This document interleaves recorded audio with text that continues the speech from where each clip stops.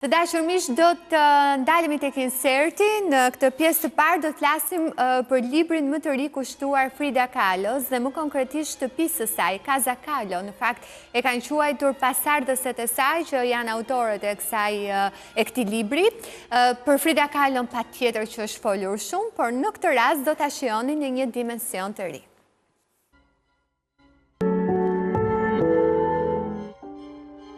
Për dekada, piktorja e madhe meksikane e shekullit e 20, Frida Kahlo, ka kapur imagjinatën kolektive. Puna dhe personazhi i saj janë bërë simboli i forcës dhe këmbguljes, ndërsa fytyra e saj duket se ka hyrë në domenin publik. Nuk ka shumë që nuk është zbuluar ose shkruar tashmë për Kahlon, nga librat e ilustruar për fëmijë dhe biografitë e ngarkuara deri tek ditarët dhe katalogët racional. Qindra tituj shqyrtojnë jetën dhe artin e saj me nivele të ndryshme saktësie dhe bukurie. Ky kanonizim i Kahlos, nëse mund ta quajmë kështu, është i mbushur, e ndoshta i te i mbushur, por një libër i ri, Casa Kahlo, Frida Kahlos Om, që do të publikohet këtë pranverë nga Rizzoli e Letta, ofron diçka të re, një përpjekje për të mbrojtur dhe rimarrë një anë më personale dhe private të historisë së Kahlos, gjithmonë emër të familjes. I shkruar dhe i kuruar nga mbesa e madhe e Kahlos dhe dy vajzat e saj, Mara de Anda dhe Frida Hetzel, ky është libri i parë që ndëron Casa Kahlo, një shtëpi e madhe me ngjyrë terrakota në zonën e Coyoacán në Ciudad de México. Fillimisht e bler në vitin 1930 nga prindrit e Frida Kahlos, Matilde Calderón dhe Guillermo Kahlo. Kjo u bë një shtëpi familjare për breza dhe së fundmi u okupua nga Romeo Kahlo. Tani, Casa Kahlo është ripërfituar si një muze, një omazh për Fridën si artiste, sigurisht, por gjithashtu si vajzë, motër dhe teze. Eksperjenca e saj e formuar thellësisht nga ata që erdhën para saj dhe kuptuar nga ata që e pasuan. Gjatë viteve 1930, kur Kahlo jetonte vetëm disa bllogje larg me bashkëshortin e saj, piktorin Diego Rivera në Casa Azul, shtëpia e saj e fëmijërisë, ajo vizatonte gjithmonë prindërit dhe tri motrat e saj në Casa Kahlo.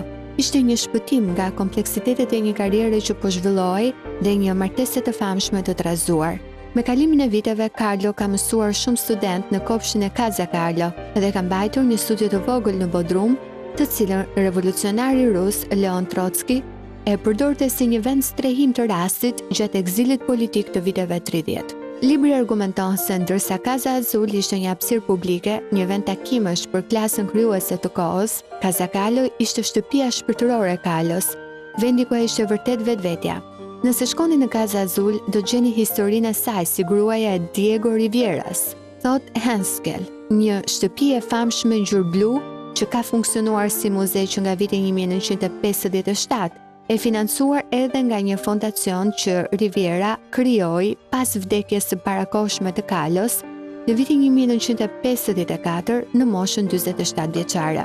Ajo shtëpi nuk ishte e tij për t'i adhuruar, ishte e familjes, dhe që nga fillimi i muzeut në fund të viteve 50, zëri i familjes ka qenë gjithmonë në plan të dytë, shton Henskel. Ajo që duam të bëjmë është ta sillim Fridën përsëri në fisin e saj dhe të sigurohemi që gjithçka që bëhet me emrin e saj ose me imazhin e saj të mbajë vlerat që ajo përfaqëson. Más amor, más familia, más Mexico. Më shumë dashuri, më shumë familje, më shumë Meksik. Kjo është ajo që duam të ndajmë dhe ky libër na jep mundësinë ta bëjmë këtë. Në 7 kapitujt e tij, libri gjithanshëm tregon jetën e Kahlos në kontekstin e të afërmve dhe familjarëve të saj. E rrëfen se babai i saj, i cili ishte një fotograf dhe artist i njohur, mbolli farat e krijimtarisë së vajza e tij. Ai zbulon marrëdhënien e pandashme me motrën e saj Kristina, 11 muaj më e vogël, e cila u bë besnikja dhe kujdestarja e jetës së saj. Romeo Kahlo, mbesa e Kristinës, vë në dukje se shumë është shkruar për një mundësi të një lidhje mes nënës së saj dhe Diego Riveras, një njeri i njohur si një grykës i grave. Një thashë them që ajo nuk ka mundur ta konfirmoj. Në vend të kësaj, ajo nënvizon qëndrueshmërinë e marrëdhënies së motrave, e cila vetëm është forcuar me kalimin e kohës. Një kapitull shqyrton evolucionin e stilit të Kahlos, i cili guxonte me konceptet e kulturës dhe gjinisë. Një tjetër e ndalon vëmendjen tek shumësi të frytshme dhe marrëdhënie profesionale, që kapnin natyrën e saj të ëmbël dhe ndonjëherë të ndjeshme.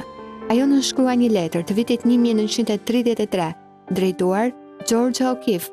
Do t'isha shumë e lumtur nëse mund të më shkruaj edhe 2 fjalë. Më pëlqen shumë Georgia.